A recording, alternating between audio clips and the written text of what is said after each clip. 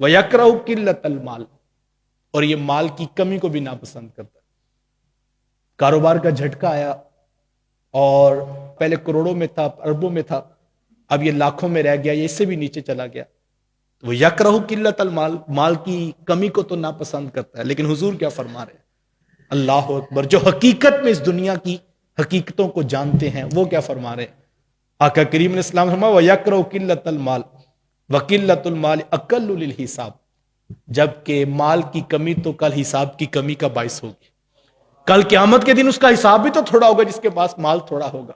آج تو انسان کو اچھا نہیں لگتا، وہ تو چاہتا ہے میں لاکھوں کروڑوں اربوں خربوں کی جائیدادوں کا مالک بن جاؤں، پلازے میرے ہوں، کاروبار میرے ہوں، میں سب سے بڑا شہر کا تاجر بن جاؤں۔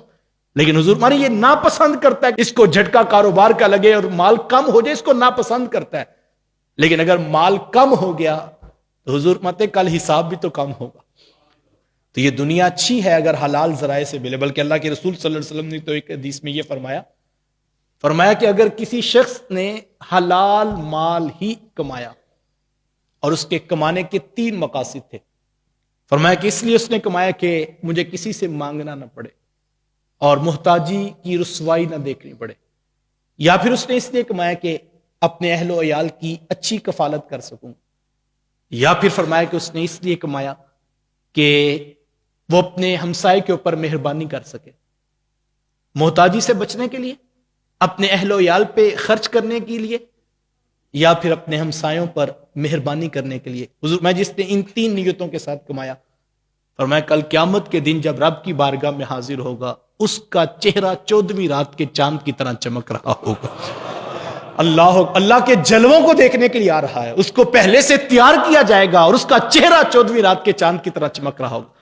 جو مزدوری کرتا رہا، محنت کرتا رہا، حرام کا لقمہ نہیں اس نے کمایا، اوور ٹائم لگا کے اولاد کو پالتا رہا، ہمسایوں کی مدد کرتا رہا، کبھی اس نے کسی کے آگے سوال نہیں کیا، اپنا ہاتھ نہیں کسی کے آگے پھیلایا، رب سے ملاقات کا وقت ہوگا، اس کا چہرہ 14ویں رات کے چاند کی طرح چمک رہا ہوگا۔ اگلی حدیث کا دوسرا جز جو میں آپ کو سنانا چاہتا ہوں، حدیث کا دوسرا جز سنیے گا۔ اور حضور میں جس شخص نے حلال ہی کمایا، 100% حلال کمایا، لیکن کمانے کا مقصد کیا تھا؟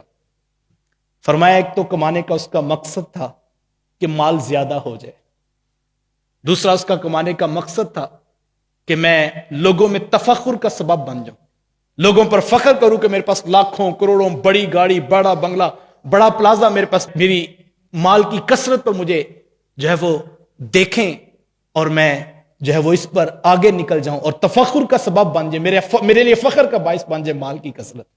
کمایا حلال ہے، حرام نہیں کمایا، 100% خالص کمایا ہے، لیکن کمایا مقصد کیا تھا؟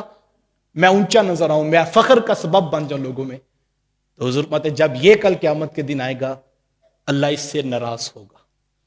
حلال کمایا لیکن نیت کیا تھی؟ مال بڑھ جائے، لوگوں میں تفخر کا سبب ہو میرا مال۔ تو فرمایا اس کا مال کل قیامت کے دن جب آئے گا، یہ اللہ تعالیٰ اس سے راضی نہیں ہوگا اور مالک کی رحمتیں اس سے رخ پھیر لیں گے۔ اور مجھے بتاؤ، جس سے کل قیامت کے دن رب ناراض ہو گیا تو کیا اس کے لیے کوئی ٹھکانہ ہوگا؟ تو میں اور آپ اگر حلال بھی کما رہے تو مقصد ضرور ڈیفائن کریں، یہ قیمتی زندگی ہے۔ ان 3 مقاصد کے علاوہ مال جمع کرنا زندگی کا، دنیا کا انتہائی احمقانہ کام ہوگا۔ مقصد واضح ہونا چاہیے، میں نے کمانا کس مقصد کے لیے؟